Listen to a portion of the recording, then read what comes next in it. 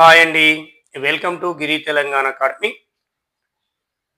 తెలంగాణ యొక్క చరిత్ర మీద, తెలంగాణ హిస్టరీ మీద ప్రీవియస్ టీఎస్పీఎస్సీ నిర్వహించినటువంటి ఎగ్జామ్లల్లో గతంలో వచ్చిన ప్రశ్నల గురించి మనం డిస్కస్ చేస్తున్నాం. Previous questions. అందులో భాగంగా ఈరోజు మనము శాతవాహనుల నుంచి ప్రీవియస్ క్వశ్చన్స్ ఏమొచ్చాయనేది మాట్లాడుకుంటున్నాం. లాస్ట్ క్లాస్లో మనం జతపరచుము అంటే పార్ట్ ఏ కొంత పార్ట్ బి ఇచ్చి మ్యాచింగ్ చేయమనే విధానంలో క్వశ్చన్ అడిగినట్లు మనం చూసాం. ఇంకొక రెండవ మోడల్ చూసినట్లయితే ఈ విధంగా ఈ క్రింది వాక్యాలను పరిగణించుము అంటే ఇక్కడ ఒక టాపిక్ని తీసుకొని ఏవైనా రెండు వాక్యాలు ఇచ్చి which is the right one which is the wrong one అనేది మనకు క్వశ్చన్ చేస్తున్నాడు. ఇక్కడ మనం చూసినట్లయితే శాతవాహనుల తర్వాత కాలంలో మాత్రమే సమాజంలో చతుర్వర్ణ వ్యవస్థ రూపొందుకున్నది అన్నది. ఏమంటుంది ఇక్కడ? చతుర్వర్ణ వ్యవస్థ. ఈ చతుర్వర్ణ వ్యవస్థ ఎప్పుడు ఏర్పడింది అంటుండు? సమాజంలో శాతవాహనుల తర్వాత మాత్రమే ఏర్పడింది అని ఇది ఒక వాక్యం. ఇక రెండవ వాక్యం చూసినట్లయితే శాతవాహనుల కాలంలో ఉమ్మడి కుటుంబ వ్యవస్థ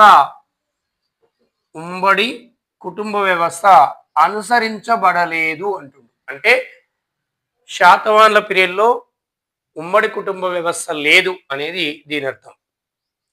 మరొక వాక్యం, మొదటి వాక్యం ఏంది? సమాజంలో ఉన్నటువంటి ఈ వర్ణ వ్యవస్థ కూడా శాతవాహనుల యుగం తర్వాత వచ్చింది, శాతవాహనుల కాలంలో లేదు అనేది దీని అర్థం.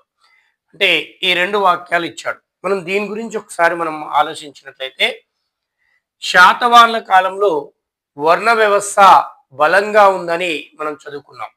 అంటే శాతవాహనుల కాలంలోనే ఏ వ్యవస్థ ఉంది? వర్ణ వ్యవస్థ ఉంది.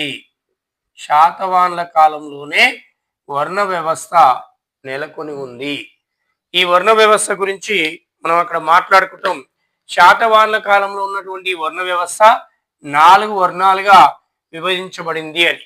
4 వర్ణాలు ఏంటిది? ఆ వర్ణ వ్యవస్థను తీసుకొని చూసినట్లయితే ఒకటి బ్రాహ్మణులు, ఒకటి ఏంటండి? బ్రాహ్మణులు, 2 క్షత్రియులు, 3 వైశ్యులు,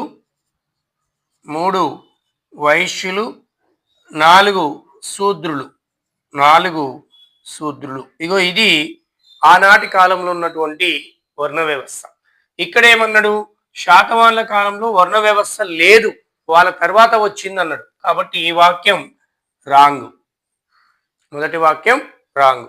ఎందుకంటే శాతవాహనుల కాలంలోనే వర్ణ వ్యవస్థ బలంగా ఉంది. మనం అక్కడ మాట్లాడుకుంటాం.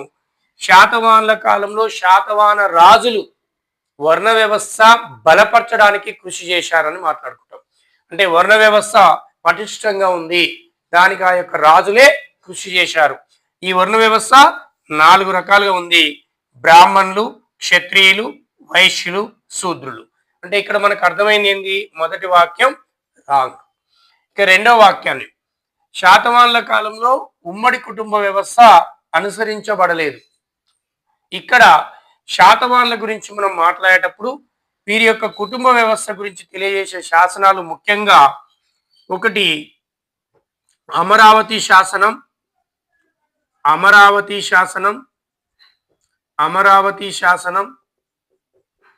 మరొకటి నాసిక్ శాసనం,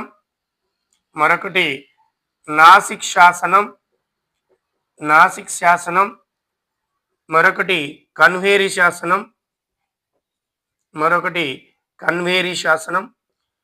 వీరి కుటుంబ వ్యవస్థ గురించి వివరించే శాసనాలను తీసుకుంటే అత్యంత ముఖ్యమైన వాటిలో అమరావతి శాసనం, నాసిక్ శాసనం, కన్వేరి శాసనం. ఈ శాసనాల ప్రకారంగా శాతవాహన కాలంలో ఉమ్మడి కుటుంబ వ్యవస్థ నెలకొని ఉంది. కుటుంబ పెద్దని పితృస్వామి వ్యవస్థ ఆనాటి నెలకొని ఉంది. కుటుంబ పెద్ద ఆ కుటుంబం యొక్క అధిపతి. అక్కడున్న రాజ్య విధానం కూడా పితృస్వామి వ్యవస్థలోనే నడిచింది. సమాజంలో కూడా కుటుంబంలో పెద్ద ఎవరంటే ఆ కుటుంబ అధిపతి. పితృస్వామి వ్యవస్థ ఉన్నది. ఉమ్మడి కుటుంబం వ్యవస్థ పటిష్టంగా ఉందని మనకి ఈ శాసనాల ద్వారా తెలుస్తుంది. ఒకటి అమరావతి శాసనం, నాసిక్ శాసనం, కన్వేరి శాసనం.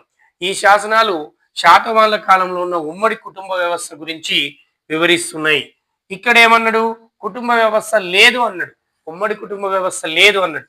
కానీ శాసనాల ప్రకారంగా ఉంది. అంటే ఈ వాక్యం కూడా తప్పు. అంటే పై వాక్యాలలో ఏది సరైంది అంటే రెండు కూడా తప్పే. పైన ఇచ్చినటువంటి వాక్యాలలో రెండు తప్పే.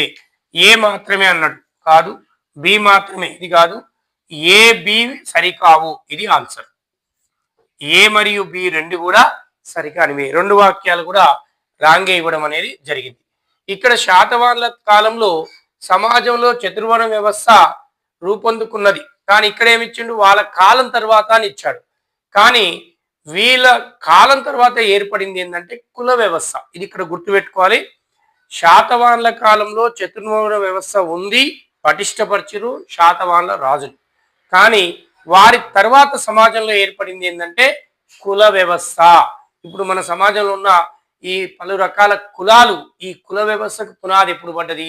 చతుర్వర్ణం ఇక్కడనే ఉంది, కానీ అది కులాలుగా డివైడ్ అయింది. ఒక్కొక్క వర్ణంలో క్షత్రియుల్లో పలు రకాల కులాలు, బ్రాహ్మణులు, తర్వాత బ్రాహ్మణుల్లో కూడా వర్గాలు, తర్వాత వైశ్యుల్లో రకరకాల కులాలు, శూద్రుల్లో కూడా మళ్ళీ రకరకాల కులాలు.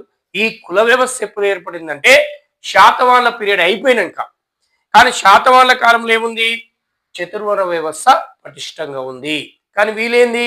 చతుర్వర్ణ వ్యవస్థ వీరి తర్వాత అని ఇచ్చిండు, కాబట్టి ఇది రాంగ్. ఇక్కడ ఉమ్మడి కుటుంబ వ్యవస్థ ఉన్నట్టు మనకు అమరావతి, నాసిక్, కన్వేరు శాసనాలు తెలియజేస్తున్నాయి. ఇక్కడ లేదని ఇచ్చిండు, కాబట్టి ఇది కూడా రాంగ్. ఈ రెండు రాంగే. పై రెండు కూడా, ఏబి కూడా సరికానిది అనేది మన యొక్క ఆన్సర్.